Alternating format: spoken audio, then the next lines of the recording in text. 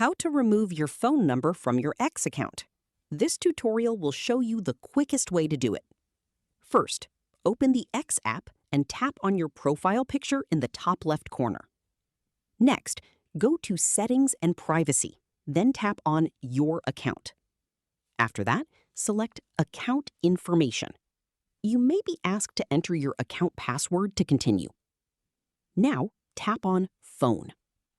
On some devices, your phone number may not be displayed directly on this page.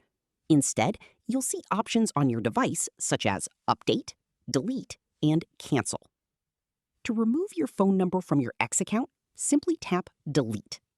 A confirmation message may appear asking you to verify your choice. Tap Delete again to confirm. Once completed, your phone number will be successfully removed from your X account.